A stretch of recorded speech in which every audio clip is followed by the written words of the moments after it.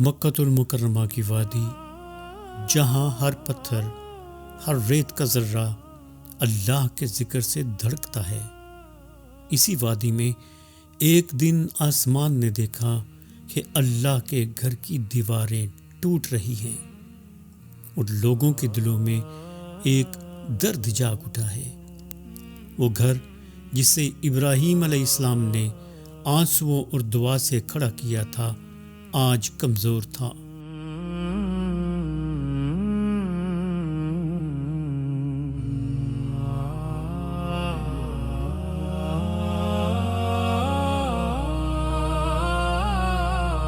اور پوری وادی جیسے سسک رہی تھی۔ قبائل پریشان تھے، نگاہیں بٹکی ہوئی، دل بے چین، اور اسی بے چینی کے درمیان ایک نورانی چہرہ، ایک ایسی شخصیت جس کی خاموشی بھی دلوں کو سکون دیتی تھی، محمد صلی اللہ علیہ وآلہ وصحبہ وسلم۔ وہ ابھی اعلان نبوت سے پہلے کے دن تھے، مگر ان کی موجودگی میں اللہ کی رحمت ٹپکتی تھی۔ جب وہ مکہ کی گلیوں سے گزرتے تو یوں لگتا جیسے ہوا رک کر ادب سے جھک جائے۔ آج اللہ کا گھر دوبارہ تعمیر ہونے والا ہے اور تقدیر ایک ایسے لمحے کو جنم دینے والی ہے جسے دیکھ کر فرشتے بھی حیران ہوں گے۔ وہ لمحہ جب اختلاف کے طوفان کے بیچ رحمت کے ہاتھوں سے محبت کا چراغ روشن ہو گیا۔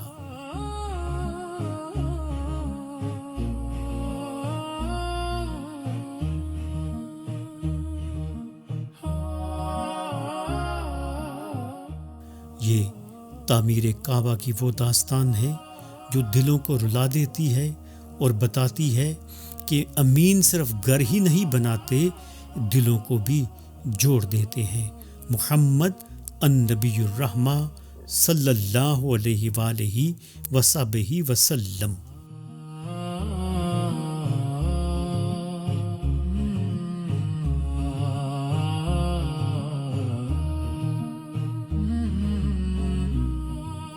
مکۃ المکرمہ، پہاڑوں میں بسی ہوئی وہ وادی جہاں ہر چٹان، ہر ریت کا ذرہ صدیوں سے ایک تقدس کو اپنے اندر سمیٹے ہوئے ہے۔ یہ وہ سرزمین ہے جہاں اللہ کے خلیل سیدنا ابراہیم علیہ السلام نے اپنے بیٹے سیدنا اسماعیل علیہ السلام کے ساتھ ایک گھر بنایا تھا، ایک گھر جو زمین پر اللہ کے نور کا پہلا مرکز بننے والا تھا۔ مگر اب سالوں بعد ایک طوفانی سیلاب نے اس مقدس گھر کی دیواروں کو لرزا دیا۔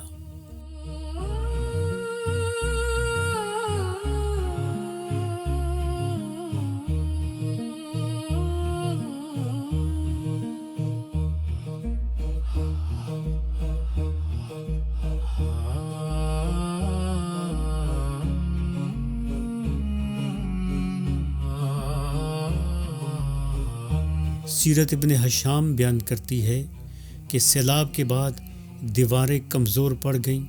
قریش جمع ہوئے اور طے کیا کہ کعبہ کی تعمیر نو ہوگی، مگر صرف پاکیزہ مال سے۔ یہ اعلان جاہلیت کے دور میں ایک حیرت انگیز پاکیزگی تھی، گویا اللہ ان کے دلوں کو نبوت کے استقبال کے لیے دھو رہا تھا۔ تعمیر شروع ہوئی اور اس مقدس کام میں ایک نرم مزاج، شفاف کردار والا نوجوان آگے بڑھا، محمد ابن عبداللہ صلی اللہ علیہ وآلہ وصحبہ وسلم۔ البدایہ والنہایہ میں ہے کہ آپ صلی اللہ علیہ وآلہ وسلم اپنے چچا عباس کے ساتھ پتھر اٹھاتے، مزدوروں کی طرح کام کرتے، گرد و غبار میں ڈھکے ہوئے مگر چہرے پر نور قائم، اور لوگ حیران ہو کر دیکھتے کہ یہ وہی نوجوان ہے جسے ہم صادق اور امین کہتے ہیں۔ ان کی شخصیت اس تعمیر کا حصہ نہیں تھی، وہ تو آنے والی صدیوں کی تعمیر کے لیے چنے جا رہے تھے۔ اللہم صلی علی سیدنا حبیبنا محمد وعلی آلہ وصحبہ وبارک وسلم۔ تعمیر مکمل ہو چکی تھی، دیواریں کھڑی ہو گئیں، چھت مضبوط ہو گئی، بس اب ایک چیز باقی تھی۔ سیرت طیبہ کی معتبر کتابوں کے مطابق ہر قبیلہ اس شرف کا خواہش مند تھا کہ ہم یہ پتھر اپنی جگہ رکھیں، یہ عزت ہمارے قبیلے کو ملے۔ اور پھر آوازیں بلند ہوئیں، انا بھڑکی، غصہ چھلکا، تلواروں کے دستے پکڑے گئے۔ 4 دن تک جھگڑا بڑھتا رہا، ایسے لگا کہ مکہ میں بس اب آگ لگنے والی ہے۔ جس گھر کو سلامت رکھنے کے لیے وہ تعمیر کر رہے تھے، اب اسی کے سامنے خون بہنے کا خطرہ تھا۔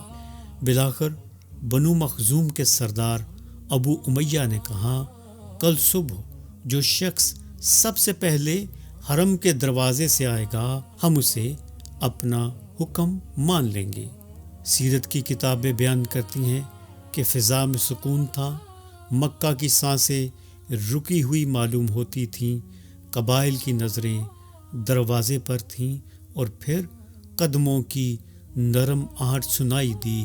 دروازے سے محمد صلی اللہ علیہ وآلہ وصحبہ وسلم داخل ہو رہے تھے، اور سب قبائل کی زبانوں سے ایک ہی نعرہ بلند ہوا، وہ نعرہ جسے آج تک تاریخ اپنے سینے میں محفوظ رکھے ہوئے ہے، یہ امین ہے اور ہم اس کے فیصلے پر راضی ہیں۔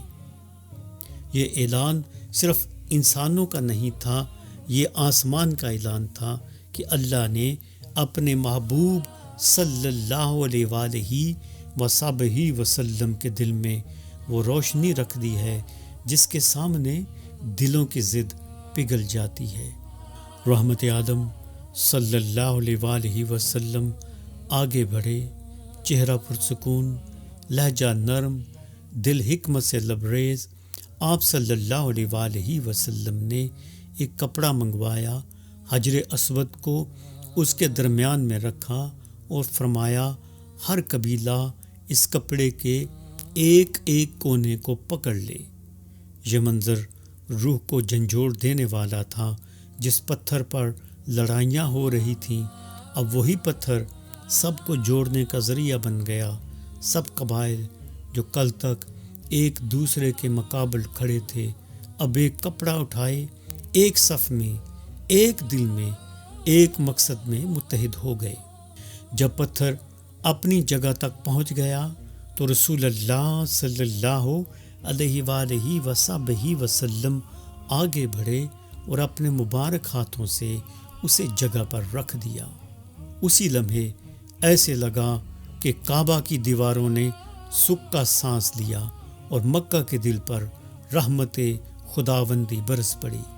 سیرت نبوی صلی اللہ علیہ وآلہ وسلم میں یہ واقعہ نہایت عظیم ہے، کیونکہ اس ایک فیصلے نے ثابت کر دیا کہ محمد صلی اللہ علیہ وآلہ وسلم وہ عظیم لیڈر ہیں، وہ سردار ہیں جو نفرت کو محبت میں بدل دیتے ہیں، جن کے فیصلے پر دشمن بھی مطمئن ہو جائے، وہی اللہ کا منتخب ہوتا ہے۔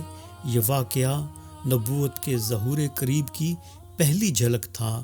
سید العالمین صلی اللہ علیہ وآلہ وسلم جب حجر اسود کو نصب کر چکے اور آپ صلی اللہ علیہ وآلہ وسلم گھر تشریف لائے تو خوشخبری ملی کہ سیدہ فاطمہ الزہرا سلام اللہ علیہا کی ولادت مطہرہ ہوئی ہے۔ اندازہ لگائیں کہ اس گھرانے کا کعبہ سے کتنا عظیم تعلق ہے۔ سیدنا علی کرم اللہ وجہ الکریم کی ولادت کعبہ میں ہوتی ہے۔ سیدات نساء العالمین اس دن اس دنیا میں ظہور پذیر ہوتی ہیں جب کعبہ رسول اللہ صلی اللہ علیہ وآلہ وسلم کے دست اقدس سے مکمل ہوتا ہے اور حجر اسود کو نصب کیا جاتا ہے۔ گویا انعام میں اللہ تعالیٰ نے سیدہ فاطمہ الزہرا سلام اللہ علیہا اسی دن عطا فرمائی۔ سیرت طیبہ کے تمام مصادر فرماتے ہیں کہ رسول اللہ صلی اللہ علیہ وآلہ وسلم کی عمر مبارک 35 برس تھی۔ سیدنا عباس رضی اللہ تعالی عنہ سے روایت ہے کہ سیدہ فاطمہ الزہرا سلام اللہ علیہا اس دن پیدا ہوئیں جس دن تعمیر کعبہ مکمل ہوئی اور رسول اللہ صلی اللہ علیہ وآلہ وسلم نے دست اقدس سے تنصیب حجر اسود فرمائی۔ اللہم صلی علی سیدنا حبیبنا محمد وعلی آلہ وصحبہ وبارک وسلم۔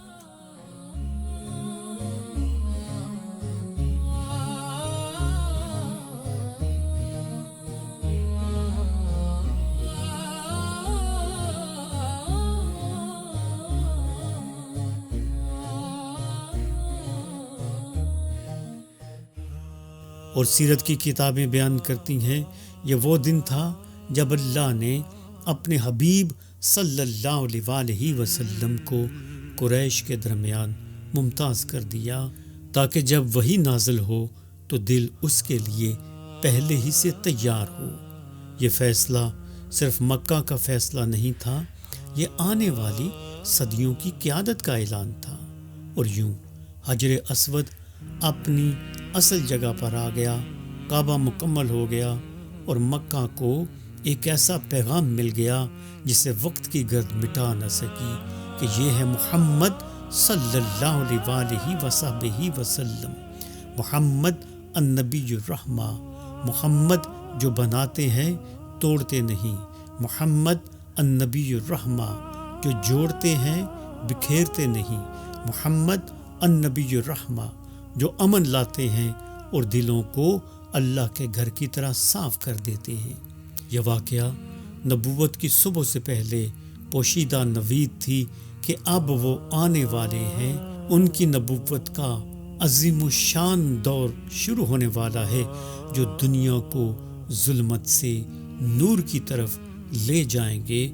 اللہم صلی علی سیدنا حبیبنا محمد وعلی آلہ وصحبہ وبارک وسلم۔